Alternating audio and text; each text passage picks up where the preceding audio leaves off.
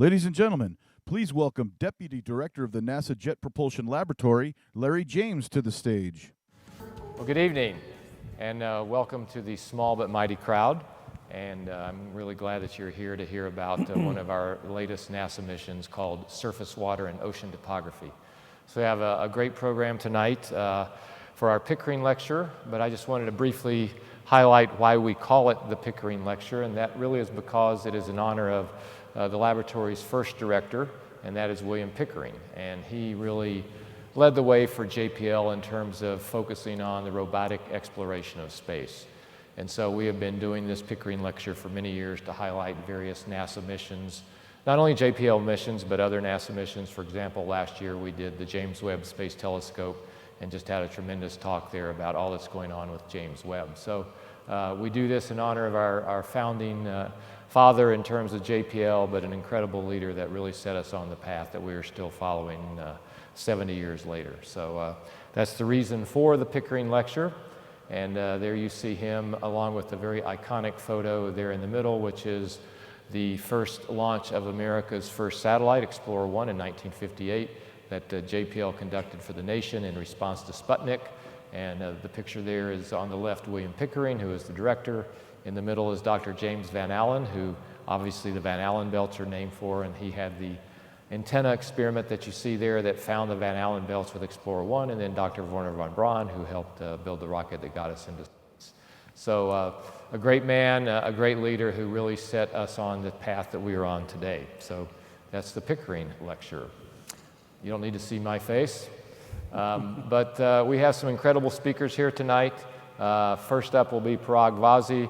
He is the project manager for the SWOT mission and has done an incredible job of, frankly, getting SWOT through COVID, getting SWOT launched in December of last year, and getting SWOT through its initial checkout and now moving into science. So he will tell you all about the engineering, of course, and he's had an incredible history at JPL managing a host of Earth science projects, including TOPEX Poseidon, Jason 1, Jason 2, and Sentinel-6 as well. So very successful project manager and extremely successful in terms of all the missions that he has created and done to truly help us understand our Earth better.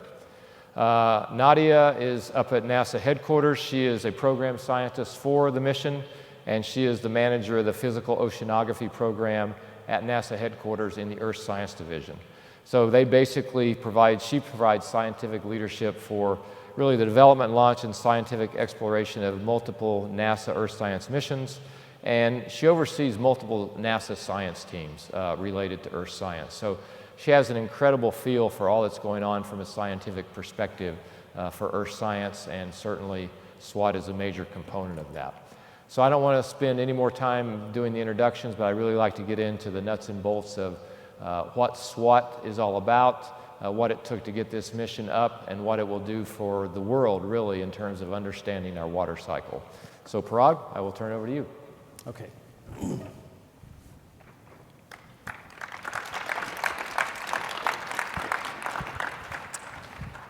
Okay, good evening.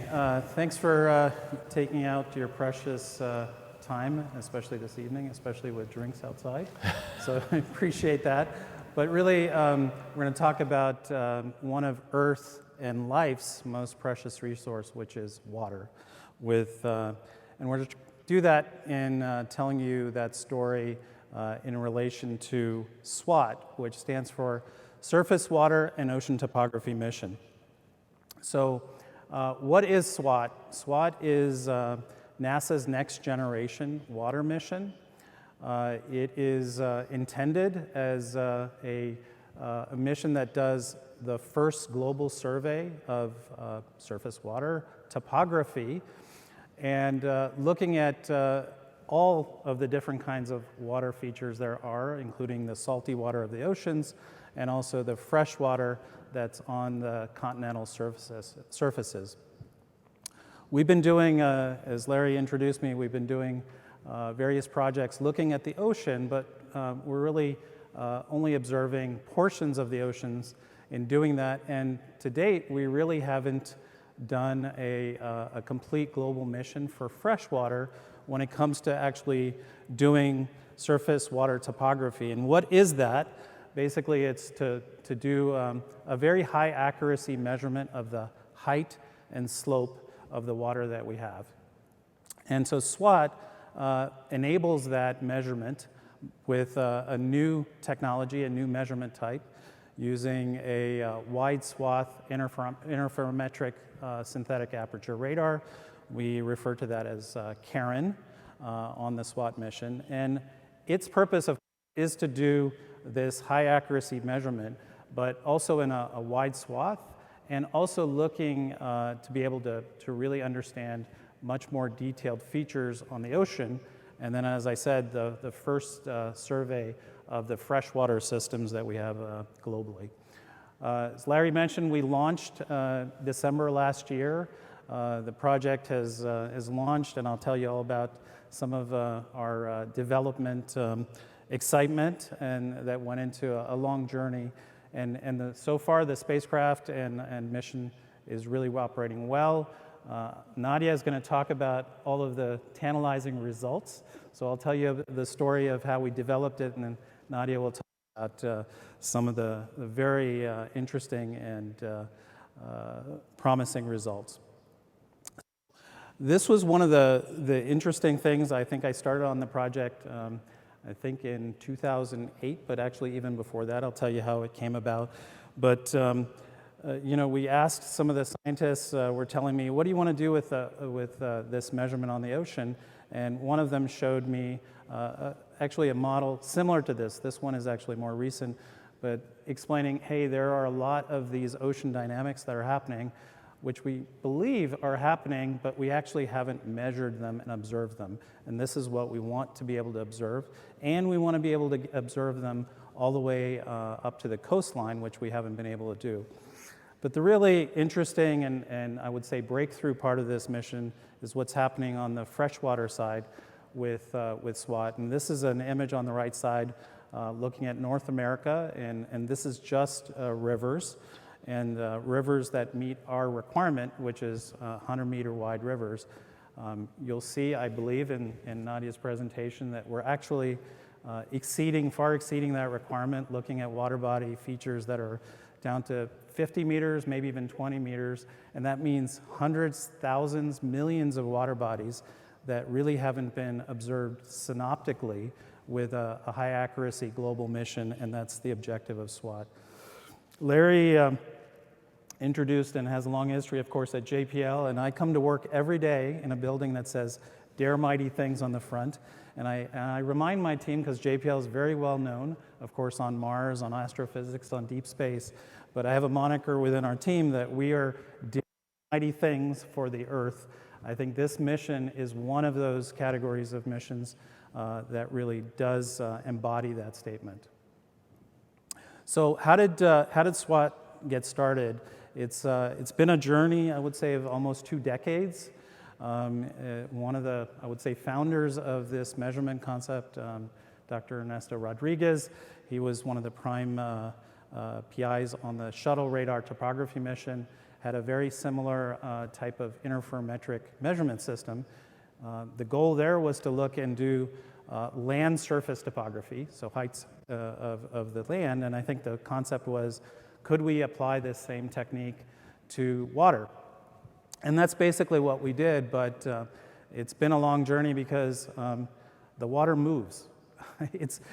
Even though the measurement technique is similar, the actual requirements to be able to actually observe water topography turns out to be much harder than things that don't move on the ground. So that started in about 2000. NASA, I think, recognized the importance of this measurement and actually funded a demonstration of this on the JASON 3 spacecraft, which JASON 2 spacecraft, which I also managed.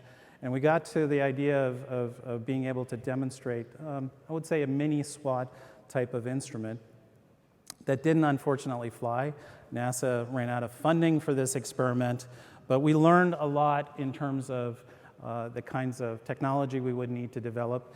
And we also learned we needed to have a significantly a more advanced technology development program that really went into the beginning of SWOT You see the cartoon or sketch on the right-hand side. That was actually one of my slides from 2008. And we don't look exactly like that, but we look very close to that.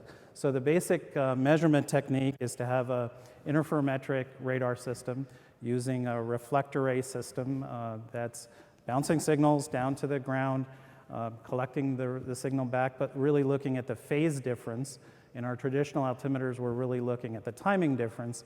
And to be able to do this both for the oceans and surface water.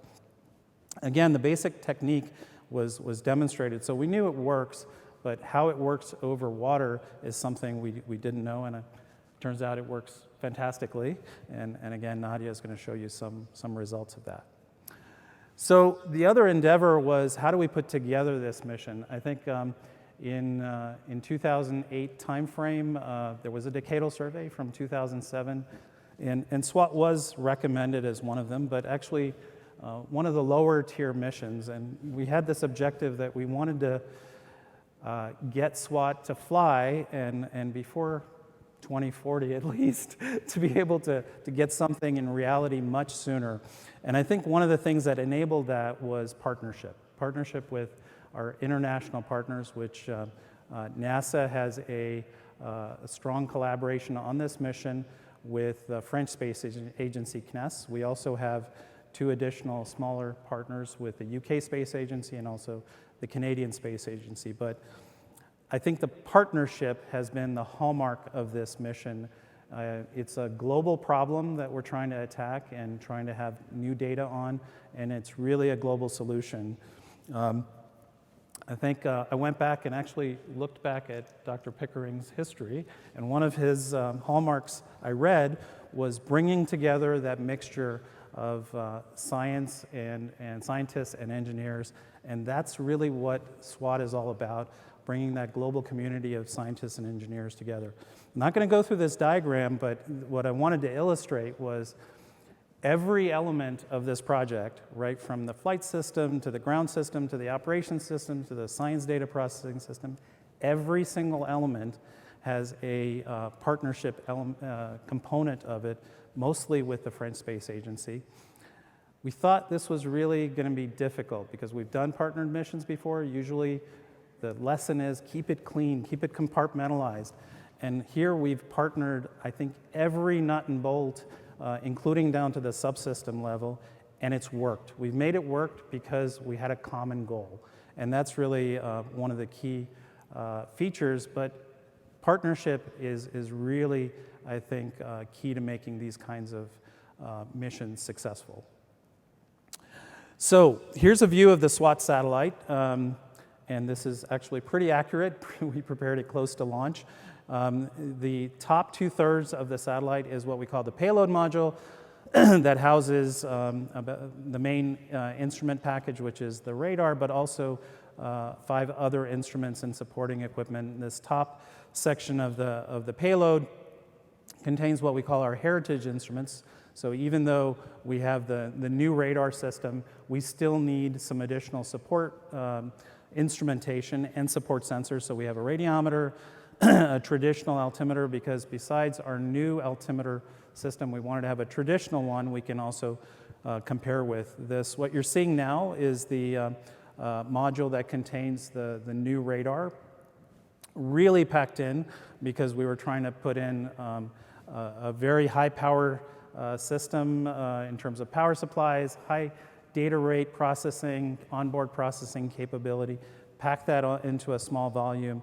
And then you see the large deployable antennas. They're antennas that are 5 meters long on each side, 10 meters separated, fully deployable.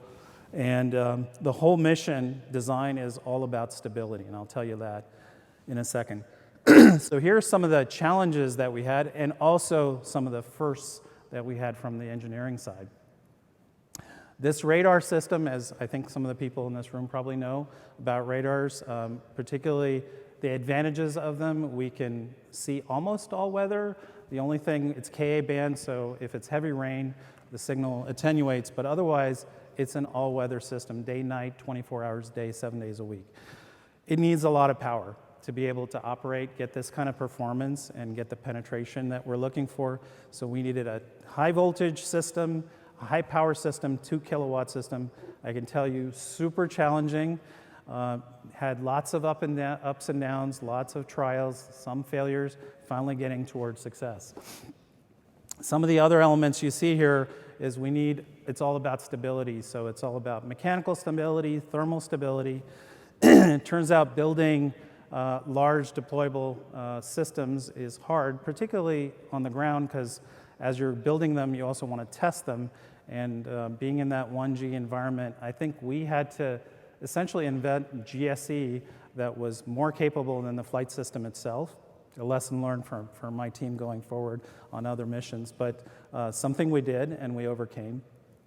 We also need to keep the antennas aligned right to the spot that we're looking at on the ground, and so we needed alignment mechanisms in case we were wrong on some of the disturbances that we had. Turns out we weren't so wrong, and so we had to use them at very, very minor adjustments. The radar is producing data at 360 megabit per second. Yes, it's not a lot in Google terms, but it's a lot in today's world, particularly on board.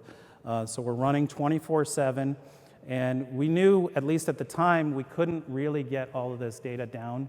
At that time, we didn't have, let's say, reliable laser downlink systems and some of the things that might be available today. But what we decided to do was implement onboard processing of the data for the ocean. So not onboard compression, onboard processing. So the basic level 1 product is actually produced on board, downlinked.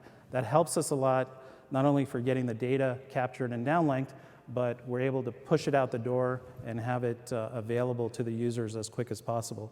The rest of the freshwater data, though, is something all new. The algorithms even for processing that is something we had to really invent and put together.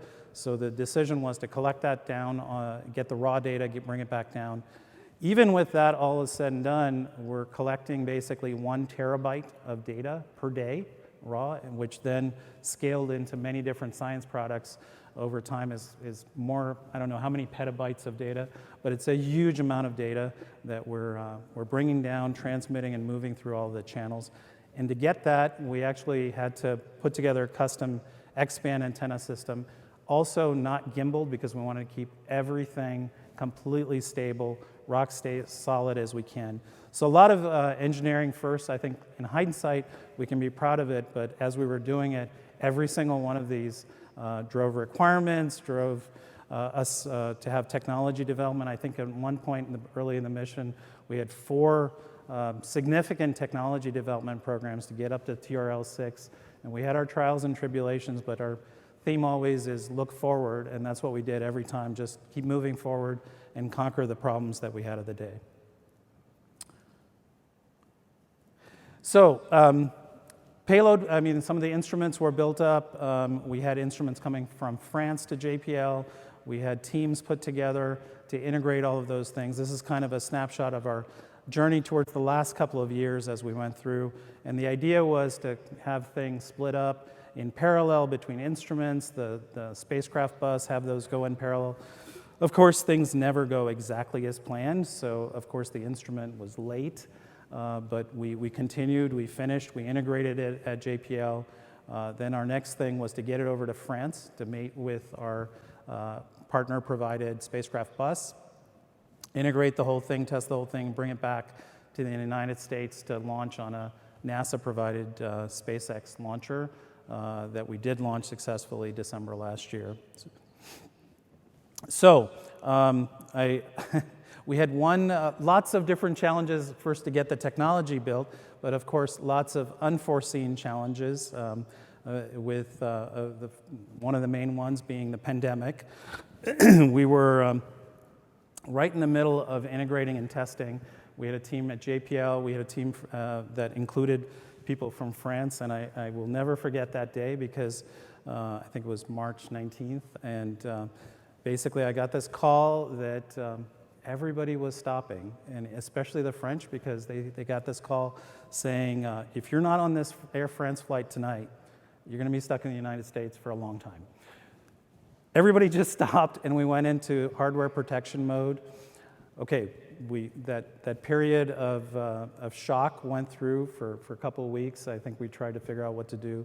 But with JPL's leadership, we came back, put together a plan on how we could do this, do it safely, and it was difficult. You see the KaRIn module here on the left. It's basically a 1 meter cube packed in on every side, and we hadn't thought about how do we get people access and keep it safe and have 6 feet distances in a clean room. We did it. We came up with a plan. We had one person at a time go through, do the operation, do the checks, and we got through that period, including deployment testing that you see there, and we got through. I think the lesson was, you never know when that curveball is going to be, come your way, but go through that period of shock, but then get back right on it, and you can find a way through, which we did.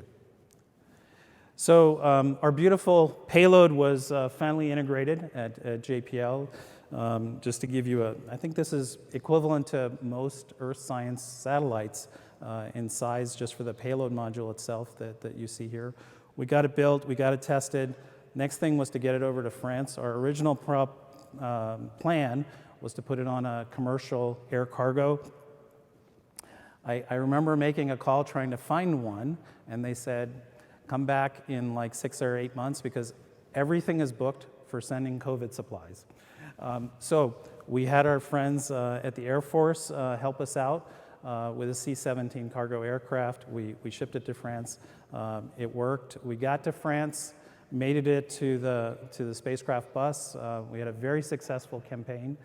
A 14-month campaign, you might think it's fun, of course, to go to France. But if you're there working, one of the difficulties is we really needed to be working as a team. And I remember one of the first experiences was coming into the clean room, and somebody handed me a set of rules which were completely different than the rules we follow at JPL. So my team came back and said, we can't work like this. We need to figure out a way. We figured out a way. We met. We came up with a way to compromise and keep things going. I think daily we had these activities over a period of 14 months, but we succeeded and finished the satellite on time, on budget. This was one of my first experiences at JPL. I think this was the video on the left with Topex Poseidon. That was my first project.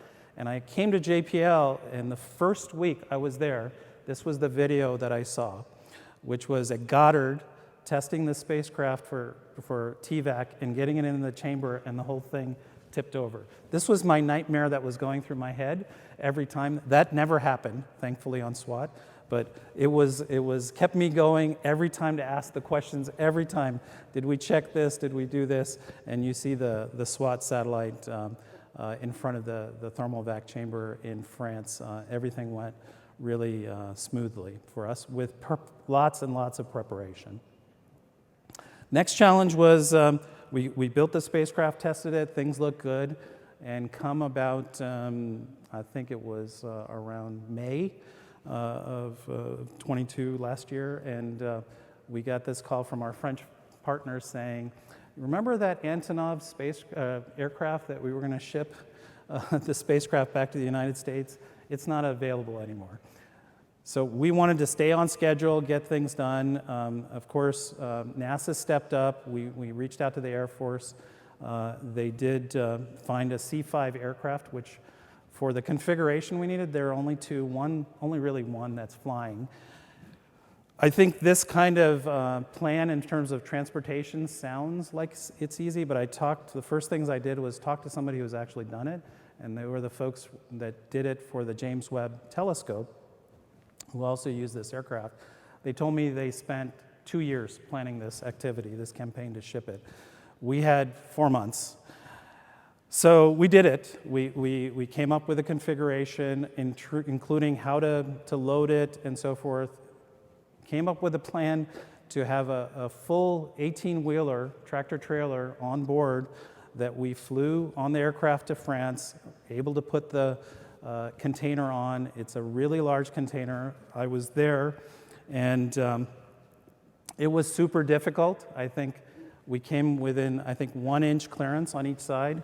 And I was really worried after all this effort whether it was going to fit. It did fit after several tries. We got it to Vandenberg Space Force Base and then got started with our launch campaign in October, and things went really smoothly after that.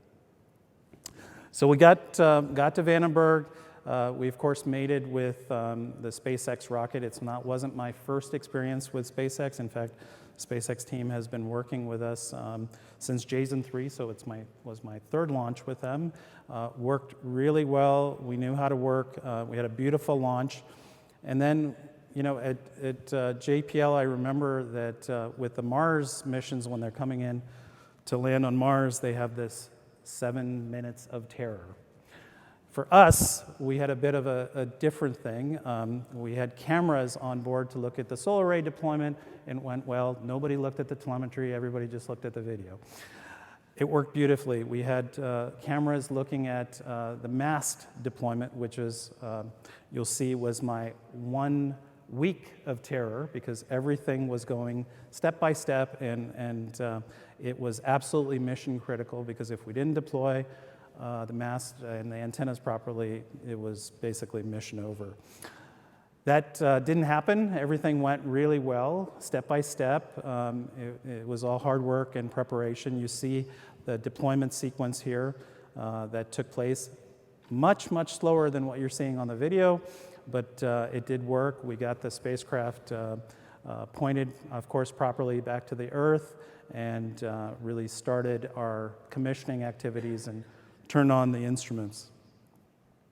So the first return on the KaRIn instrument was this, which is basically looking at an interferogram, which is the first real test of an interferometer to see if it's working. So we got very good power back from the right places. It looked really good in terms of power levels. In fact, much better than what we expected, significantly better, which now a lot of the engineering team asks me, you know, did we over-specify the system? Of course, we've never built this system, so yes, some of the people were conservative. On the flip side, I think the scientists are getting much better performance than we ever expected and dreamed of, which is going to be, I think, fantastic for this mission.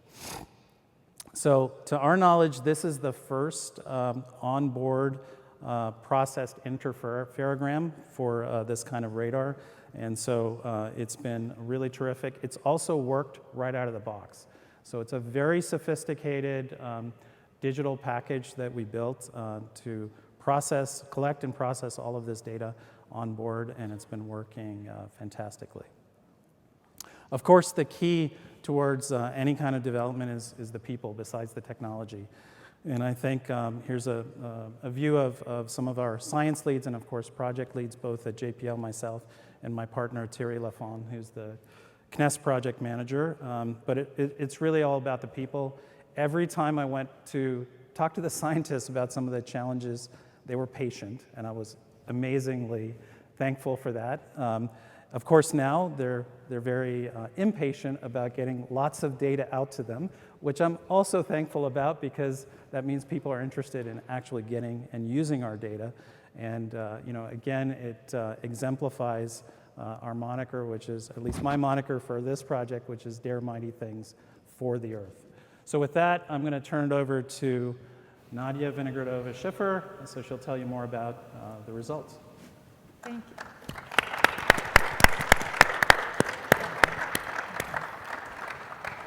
Thank you very much, Parag. We scientists are so grateful to have Parag. He has some mad skills of a crisis program manager, and then you see through this colorful journey what we mean. So no wonder SWOT project won an agency group achievement award a couple of years ago. Well deserved, and congratulations again. So let's, what's this one? The big. Yeah, so let's continue with our SWOT stories, and the next chapter is SWOT Earth Science of Earth Water. NASA is other space agency. Our major tool is obviously satellite observing systems, and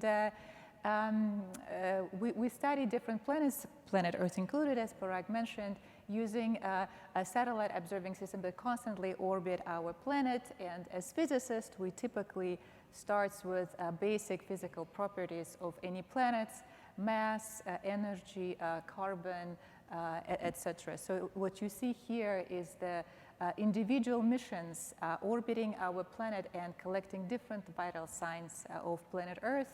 That could be temperature, salinity, winds, land changes, precipitation, etc. And then the goal is to study a planet, Earth included, as a system, as an integrated system, combining all of those metrics and attributes together to get a planetary view, a global context, what happens with the system as a whole. So when the new mission enters the enterprise, the goal is to integrate it into our Earth observing fleet. So what we decided to do with SWOT, to go a little bit a step further and design a mission that has this integrated aspect from the start, this integrated aspect of all Earth water on planet surface in one mission. So it integrates different components of the Earth system: oceans, land, coast, estuaries. So from the start, we were thinking that would be the next generation of Earth observing mission at NASA, and what a good way to kickstart a new era with that. So why do we need to have a global view of Earth water? Well, let's see what's happening with the Earth surface at the moment and how does SWOT fits into this Earth observing enterprise. Of course, as Parag mentioned, SWOT was recommended to NASA in 2007. And now our climate looks a little bit different. We've accumulated much more energy and heat in the Earth system. In fact, most of us experienced the hottest summer in 2023, where there is a lot of extra energy trapped in the Earth system rather than escaping back in space where it came from. We did indeed surpass 1.5 degree threshold temporarily this summer and broke all the definitely satellite records, but also going back to 1880. When planet warms, what happens is a largely water planet, so a lot of changes with manifested in the changing in Earth water. Earth oceans are gaining volume. In fact, you can see the changes here, the difference between 2007, when SWOT was conceived, to today. We've accumulated about 6,000 trillion of extra gallons of water in our world oceans. That's a lot of water. So we see some rivers have excessive water in it, and on the other hand, other areas are experiencing droughts and shortages of water, like, for example, water levels in Lake Mead on your plot. So this is the era, this is the timely entrance for SWOT as the water mission that is making, and really helping us to keep an eye and take stock on Earth water. Where does that water stored today, and where it is flowing tomorrow? Why having this global mission again becomes a key is basically that helps us improve predictability of water budget. Let's take a look a little bit into water cycle 101 on the next slide. So all water on the planet Earth is connected, and all water originates in the ocean. Land does not produce its own water, but it's very effective at recycling it.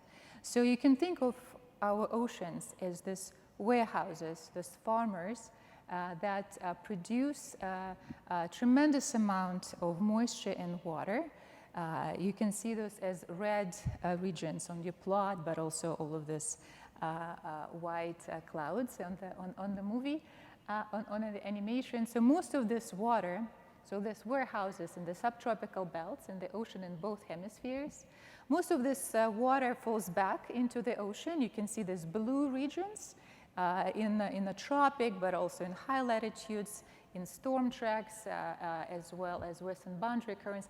But some of this water, about a third of it, makes its way on land, right? So you can see a little bit of blue areas shown here on your plot as the water sinks. And so we humans and ecosystems obviously rely on the steady supply of moisture from the ocean to land. And we feel it acutely on land. If the supply is interrupted, then we have droughts or maybe even fires on land. Or if the supply of water or moisture from the ocean to land gets too much, then we get storms or floods or other excessive precipitation event and water excessive events on land. So having this global view that SWOT provides, both water origin and water sink, water supply and water demand, this whole supply-demand chain in one mission was really key for us to move this needle on predictability in lead times, because it takes about a couple of months for moisture to travel.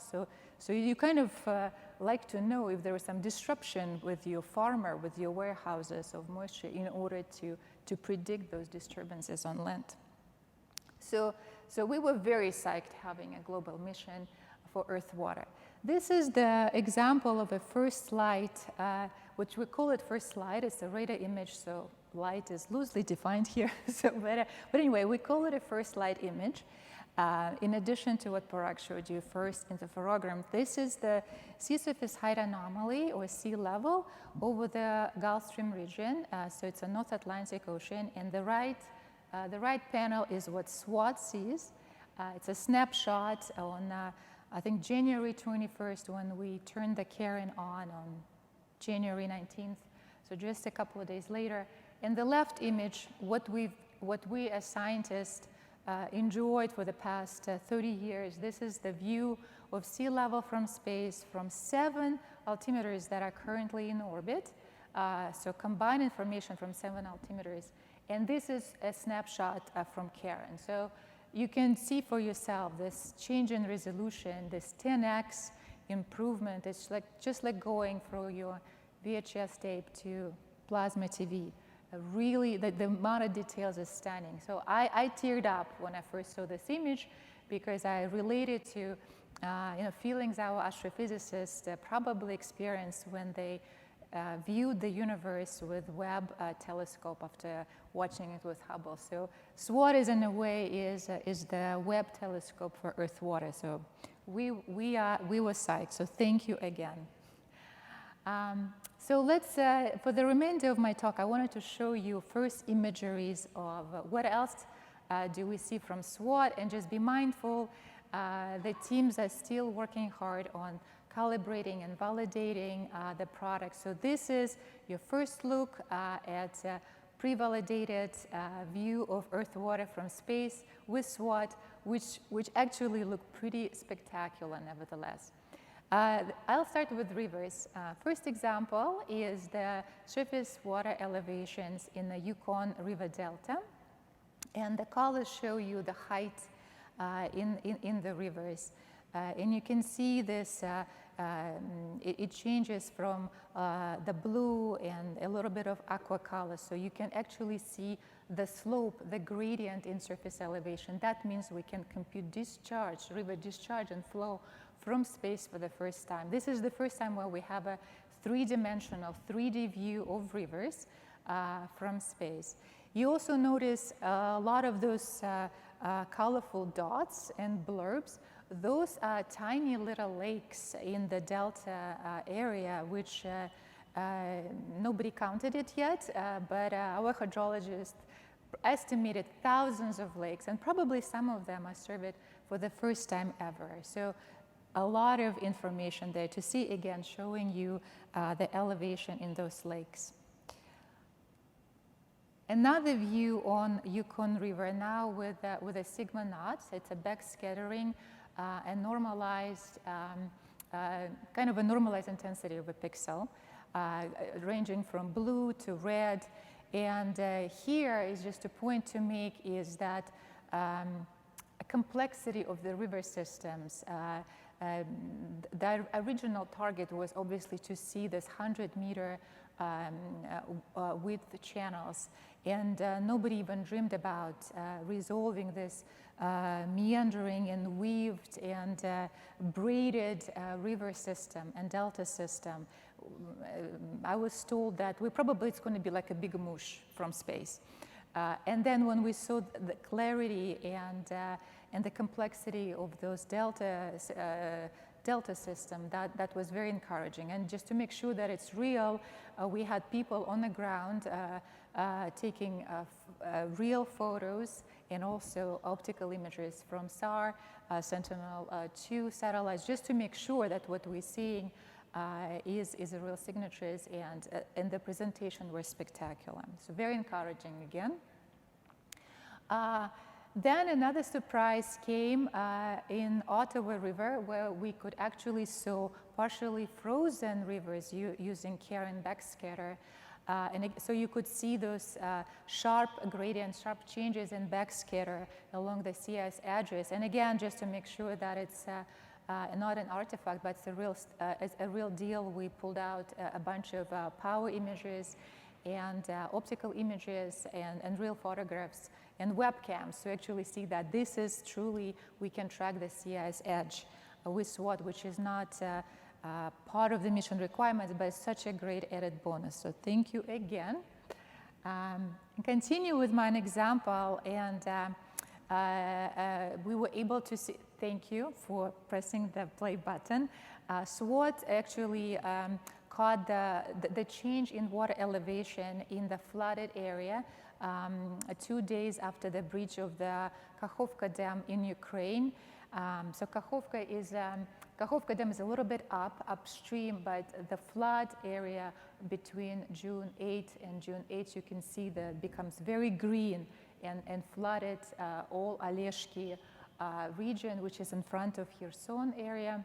This is all very familiar region to me. My dad used to work at the power plant over there in Zaporizhzhia power plant, so we traveled here quite often. So seeing that brought warm memories. But the point to make here is that it is very powerful not to just see the extent of flood event, which we've been seeing for the past 60 years with missions like Landsat, for example. But now we can also see the height of the flood. So to get the volume, because it does make a difference if your flood is ankle deep or thigh high, like on this picture, for example. It does make a difference in terms of disaster response or warnings or just infrastructure damage. So this is the real power of SWOT, is this 3D, the volume view of Earth water. This is an example of how SWOT sees global lakes. SWOT will see, we're pushing 2 to 6 million of new lakes with SWOT, and I think we might even do better. Today we have inventory of about hundreds of thousands of lakes, so we are really excited to increase this multiple folds to multiple millions of lakes. This is an example of a lake surface elevation in the boundary between United States and Canada, transboundary region, which is a strategically important region for two countries. And apparently there is a larger board that keeps our country in peace. Water exchange is a politically charged region. So SWOT will be able to increase our capacity and capability here to monitor lakes in this particular region 2 to 4 times per cycle, which is 21 days. And just like over the globe, it will provide information about water storage, aiding actually data to our already existing monitoring system that we've been using with other altimeters for 25 years or so. And also just a reminder, if you know the water slopes and water elevation in lakes, you can also derive circulation in those lakes. That has important implication for not just water quantity, which you see with SWOT, but also water quality, with implication for ocean biogeochemistry, monitoring pollutions or distribution of microplastic, etc. So we are mindful of making connection both water quality and water quantity with SWOT. Another example is coastal example, maybe close to home for most. This is the California coast, and you can see the sea surface height anomaly along the coast, how close we come to the coast. The warmer waters expand, so you have a higher height along the coast of California. And this is kind of was like this perfect storm in August, where there was a persistent marine heat wave was sitting there for a while, and then that interacted and influenced storm development over the coast of California. And then in addition to that, we're also developing an El Nino year, so additional warm anomalies are propagating from tropical Pacific North Shore along the US West Coast. So like there was like a double effect of this warm water interactions that contributed to the development of the storm that now we have hurricanes in California or fires in the Arctic, wicked weather as we call it in Boston. I already mentioned a little bit, but in addition, surface elevation is a very dynamic quantity. We have a very useful equations that translate water height to slope, to pressure gradient, to water movement. And this is an example how we can derive water movement or surface currents from SWOT. First looked at ocean movement, ocean energetics, and of course ocean energetics are very busy, a very effective mechanism to transport a lot of kinetic energy to offset global warming or to induce circulation, to move nutrients and pollutions and everything. If you know how the water moves, you know how it moves all the stuff with it. So this is the first look, and we are excited to see more. And speaking of movement, another example in the Atlantic Ocean of sea surface height anomaly, you can see, if you're not an oceanographer, I'll just tell you, this is a lot of information in terms of internal tides, swells, biological slick, etc., including internal tide. And this is, to me, I think it was just mind-boggling, because think about it. There is a huge internal wave that develops deep inside the water column. So like when the tidal wave kind of sloshes over the topography of some seamount, it creates additional internal wave, what we call it. That does not happen at the surface. That happens inside the water column. This internal waves, they're a few hundred meters high, so pretty significant displacement, and they travel thousands of kilometers across the ocean. So this is a very effective mechanism for ocean mixing. This is actually what helps us to offset the global warming, because we mix the heat inside the water column. In fact, those internal tides are so effective that we believe they maybe account for half of the lunar tidal loss dissipation, which means that they impact lunar orbits. And then the fact that we can see that from space, because they have a small surface signatures, is just mind-boggling to me. So we can do it with SWOT too, and we have a group lined up to create a new atlas of those internal tides with SWOT. And speaking of topography, this is an example of how SWOT tracks really well bathymetry or seaflow mapping. The blue column map is overlaid with SWOT sea surface height anomalies, showing the promise for SWOT to derive new seaflow mapping and with implication for geodesy. And what we do, we kind of average a bunch of those sea surface height maps, and if we see static features, that is probably a seamount. Over the past 30 years, altimeters already kind of redesigned our way we do seaflow mapping and mapping in general and geodesy. But with SWOT, this is what I'm hearing from my team, is that we are about to just increase the information at least by a factor of 2. And we're really psyched to just think about it. We can put new hundreds of thousands of seamounts on a map. I mean, this is pretty exciting. All right, so here you go. This is my last slide. First, a global mapping, the first 21-day cycle of SWOT orbiting in a science orbit. which we boosted the satellites in the middle of a very hot summer. And this is one of the first sea surface height anomalies, mapping the full ocean from space with SWOT. This is to become a NASA image of the month for the month of October, but here is a preview for those who are, came here to join us today. Hopefully I'm not breaching any JPL protocols, but this is the first preview of this global map, and we can recognize familiar features, including those ocean warehouses, which we and water suppliers and farmers that we talked in the beginning of my talk, and a lot of new information. Of course, the power of SWOT is to see the details. It's like finally we're getting reading glasses and can look at Earth water like never before. Thank you very much, and we are ready for questions.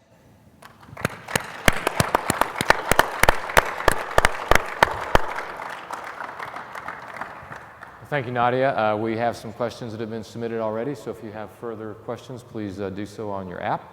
But Parag, I'm going to start with you. You mentioned technology development beyond what had been done, like on SRTM and so on. Mm-hmm. You touched on some of that, but could you just hit maybe the 3 or 4 key technologies you kind of had to really develop to get this capability in orbit?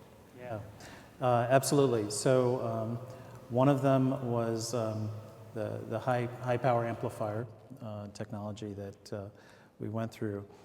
I'm going to tell you the 3 things and a little bit of the story behind those 3 things, because we started developing it as raw technology. For example, in the high power system, looking at the actual power conditioning units and the transformers and things. And we got a good design. The question was, our payload design was moving in parallel. And so some of the technology development we had done also needed to evolve. So that process really was iterative. The onboard processing system is very complex. I would say it has the same complexity as a complete satellite central digital unit with the highest performance FPGAs we could find, a bunch of them, and running them at high speed all at the same time is particularly challenging. And then, of course, the deployable mast. We spent a lot of time working on that, but again, that design right from the deploying actually mechanisms to the materials we were using is something was quite challenging and also needed to evolve in parallel with our payload design at the same time. Yeah, I remember some of those challenges. Nadya, for you, of course, this crowd is always looking ahead. So the question is, okay, what's next beyond SWOT? And has the national academies weighed in on that or proposed priorities for the future? That's an excellent question. So first, we are working on making SWOT a scientific success. So this is our first priority. We want to demonstrate its full potential.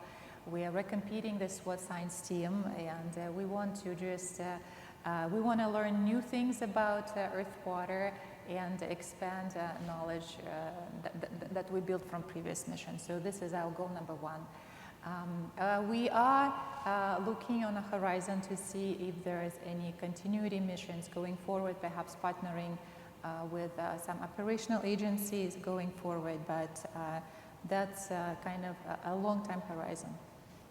I might make a small comment on that because some of my prior projects have been continuity types projects, and usually we ended up starting to plan for that next mission even while we were finishing the first one. The difference with SWOT is we really need to demonstrate this brand new measurement. So I think we've done that, and now it's a question of really how to use that and optimize it going further. So it's a little different time constant in first actually proving and demonstrating the measurement, and I think we've done that now. Okay. For Parag, were there challenges that had to be overcome in terms of the international partnerships? We've talked a lot today about partnering and international partnerships. We've partnered with CNES for many years, but were there challenges either there or UK or Canada that you really had to work through as a project manager? Yeah, you know, one of the differences we had is our partner in France pretty much works in mostly an industrial format. So they come up with the requirements and basic concept, and their prime contractor basically does all of the work.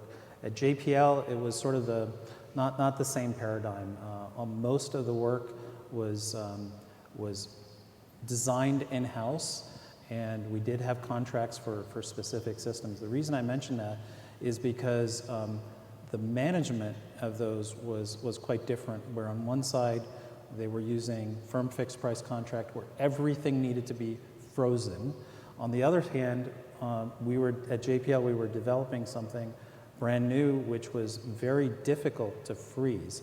So we really had to work together to find mechanisms, including contractual mechanisms, which they had not utilized in the past, to give them the flexibility, and that isn't how we started. So there were that's just one example, and otherwise, you know, our dedication to mission success was common, but the way we implement things, there are many, many differences. Okay, Nadya, this I think gets into the water cycle modeling and so on, but the question is, how will we take this data, integrate it with the other models that we use, either improve them, change them, or use them in a different way, but also then how do we create applications, frankly, for humanity? Not just the science, but the applications. This is an excellent question, thank you. That's true. First step is that we are calibrating and validating the measurements, then we are integrating it within our knowledge of different water-related applications, including hydrological modeling, ocean forecasts, water storage, water availability, water budgets. We have a dedicated SWOT science team who are kind of pursuing different areas and trying to integrate SWOT information into societally relevant applications as we speak. We have a group that we call early adopters, who we've trained and lined up to get going from the start. We have some early wins with our colleagues who implement SWOT in water management decisions in Iran and Bangladesh. So we're not just US centric, although we tend to be. So we are actively looking and engaging partners and users and stakeholders. And if some of you represent any water-related business, Nadya at nasa.gov. For Parag, I mean, obviously SAR technology like this is certainly game-changing. You talked about the quantity of data that we're seeing, and maybe also for Nadya, but are we bringing advanced processing, AI, ML, into these large data models to help us in the future to handle this type of data and even this data? Yeah, maybe I'll start and Nadya can pick up on the modeling part of it. You know, in terms of, I mentioned a little bit about our challenge in not only building the system, but testing the system. And the ground support equipment that we needed to test the system needed to be basically an order of magnitude better performance than the actual flight system, including collecting and processing the data. And you know, one of the things I didn't even realize as we were going is we needed to be able to process the data very quickly, even to continue the testing. And the team came up actually with a machine learning kind of algorithm, even to be able to process the data very quickly to support the testing. Otherwise, literally, we would have had to spend a week before we could proceed with the next test, just wondering what happened with the system. Then on on the ground and processing side, I'll turn it over to Nadya because there's, of course, a lot of. We do, yeah, thank you. We do have a number, a number of studies within the science team who are utilizing advanced statistics or machine learning or using a computer, multiple models to kind of mine the data, because as Parag said, it's a large volume of data that really benefits from machine learning approaches to mine the data, to look for to characterize all those features like ocean eddies or other ocean features, and that we see in abundance. We also use machine learning for kind of fill the gaps between, to compensate for a 21-day repeat sampling if we want to have a more frequent representation of Earth water, and we combine it with information from other observing systems. Excellent. Well, we are right on time. So before we conclude, I would like to just thank you on behalf of the AIAA. So if you would allow me to present you with a couple of certificates, standing up. Yeah.